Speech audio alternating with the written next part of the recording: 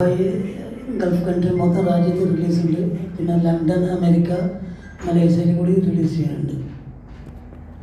Release 17 മൊത്തം Qatar, Doha, Dubai എല്ലാ സ്ഥലത്തും മൊത്തം 17 റിലീസ് ചെയ്യുന്നുണ്ട്. ഞാനപ്പോൾ ലണ്ടൻ കഴിഞ്ഞ ദിവസം സെൻസർ ചെയ്തിട്ടുണ്ട്, രാജ്യത്ത് സെൻസർ ആയിട്ടുണ്ട്. അപ്പോൾ മാക്സിമം കൺട്രിയിൽ റിലീസ് ചെയ്യുന്നുണ്ട്. കേരള വിട്ടിട്ട് കൂടി തമിഴ്നാട്, ബാംഗ്ലൂർ, ഹൈദരാബാദ് എല്ലാം കൂടി റിലീസുണ്ട്. തിയേറ്ററുകൾ കിട്ടാനായിട്ട് ബുദ്ധിമുട്ടുകൾ ഉണ്ടായിരുന്നോ? തിയേറ്ററിന് ബുദ്ധിമുട്ടില്ല. ഹിറ്റ് പടമാണ്. ഷോസ് ചിലപ്പോൾ കൂടുതൽ കിട്ടിയിട്ടുണ്ടാവില്ല. തിയേറ്ററെല്ലാം നമ്മൾ ആവശ്യമുള്ള തിയേറ്ററിൽ കൂടുതൽ തിയേറ്റർ തന്നെ കിട്ടിയിട്ടുണ്ട്.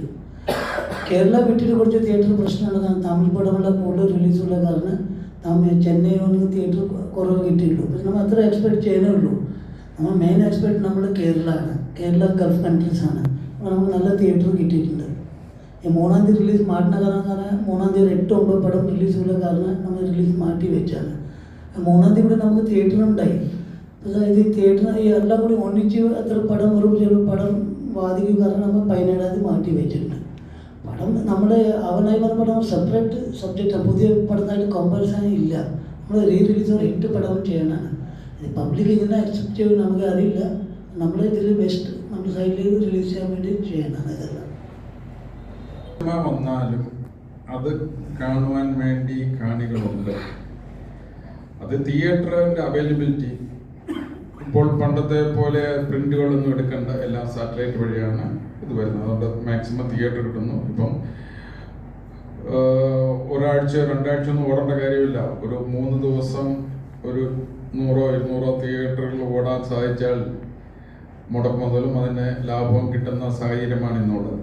നാളെ ഈ സാഹചര്യം മാറും. നാളെ ഈ റിലീസുകൾ നിങ്ങൾ മൊബൈൽ ഫോണിൽ റിലീസ് ചെയ്യാൻ സാധിക്കും. ആ ടെക്നോളജി ഉടൻ തന്നെ വരും. അപ്പോൾ 1-200 സിനിമ വന്നാലും ജനത് കാണും. ടെക്നോളജി മാറിക്കൊണ്ടിരിക്കുകയാണ്. ഇപ്പോൾ ഇത്രയും മൾട്ടിപ്ലക്സ് വരുന്ന ആരും പ്രതീക്ഷിച്ചില്ലല്ലോ. ഇപ്പം എൻ്റെ ഭാവനയിൽ ഇപ്പോൾ മിക്ക വീടുകളിലും ഹോം തിയേറ്റേഴ്സ് ഉണ്ട്. ഈ ഹോം തിയേറ്റേഴ്സിൽ ഡയറക്റ്റ് റിലീസ് വരാൻ അധികം കാലം വേണ്ട. അത് കഴിഞ്ഞാൽ മൊബൈലിൽ വരും. അപ്പൊ തിയേറ്ററിൽ കാണുന്ന സിനിമകൾ എപ്പോഴും നമ്മൾ അങ്ങനെ കണ്ടിട്ട് എക്സ്പീരിയൻസ് ചെയ്യുന്നത് ഒരിക്കലും മൊബൈലിൽ കാണുക അല്ലെങ്കിൽ സുഹൃത്തെ, നിങ്ങള് മൊബൈലിൽ കാണുന്ന പകുതി സിനിമ തിയേറ്ററിൽ പോയി കാണുന്നില്ല. നമ്മുടെ സൗകര്യമാണ്. ഇപ്പോൾ കാണുന്നത് തിയേറ്ററിൽ കാണുന്ന സിനിമ അതിൻ്റെ അനുഭൂതി വേറെയാണ്. പക്ഷെ നമ്മുടെ ഇന്നത്തെ നമ്മുടെ ഈ കാലഘട്ടത്തിൽ നമ്മുടെ സൗകര്യം എല്ലാത്തിനും സൗകര്യം ഇപ്പോൾ മൊബൈൽ ഫോണിൽ കൂടാണ് നമ്മുടെ ജീവിതം നടക്കുന്നത്. എല്ലാം ഇപ്പൊ എൻ്റെ ബിസിനസ് ആണെങ്കിലും ഞാൻ ലോകത്തോടെ പോയാലും എൻ്റെ ബിസിനസ് നടക്കുന്ന മുഴുവൻ എൻ്റെ മൊബൈൽ കൂടെ. അതേപോലെ തന്നെ നമുക്ക് സമയം കിട്ടുമ്പോൾ സിനിമകൾ കാണുന്ന മൊബൈലിൽ കൂടെ തന്നെയാണ് ഇപ്പോൾ പലരും കാണുന്നത്. ഡയറക്റ്റ് റിലീസ് വരാൻ എനിക്ക് സമയം മാത്രമേ ഉള്ളൂ. അത് ഉടനെ തന്നെ വരും. അപ്പൊ ജനങ്ങൾ കൂടുതൽ സിനിമ കാണും.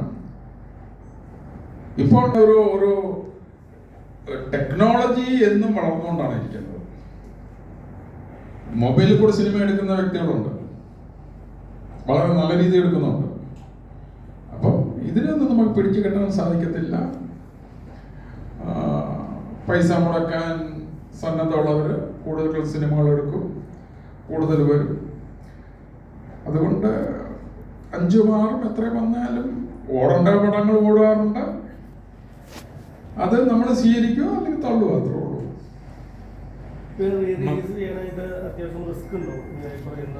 ബിസിനസ് എന്ന് പറഞ്ഞാൽ റിസ്ക്കാണ്. എല്ലാ സംരംഭത്തിനും റിസ്ക് ഉണ്ട്. ഇതിലും റിസ്ക് ഉണ്ട്. കാര്യം ഇത് നമ്മൾ ടെക്നോളജി മാത്രമല്ല ഇൻഡ്യൂസ് ചെയ്യുന്നുള്ളൂ. അതായത് സൗണ്ട്, ബാക്കി കാര്യങ്ങളിൽ ഇൻഡ്യൂസ് ചെയ്യും. പ്രമേയം അംഗീകരിക്കുകയില്ല, ഇപ്പോഴത്തെ തലമുറ അംഗീകരിക്കുകയില്ല നമുക്കറിയില്ല. കാര്യം നിങ്ങളെ ഞാൻ സിനിമ കുറ്റം പറയല്ല, ഇപ്പോഴത്തെ പല സിനിമകളിലും ഒരു പ്രമേയമില്ല. അത് ഒരു ചെറിയൊരു ത്രെഡ് എന്നാണ് പലതും വരുന്നത്. പഴയ സിനിമകളിൽ ഒരു നല്ലൊരു കഥയുണ്ട്. ആ കഥയിൽ നിന്നാണ് സിനിമ വരുന്നത്. ഇപ്പൊ കഥയില്ല, ത്രെഡിൽ നിന്നാണ്. നമുക്ക് ഒരു ചെറിയൊരു ഇൻസിഡന്റ് മതി ഒരു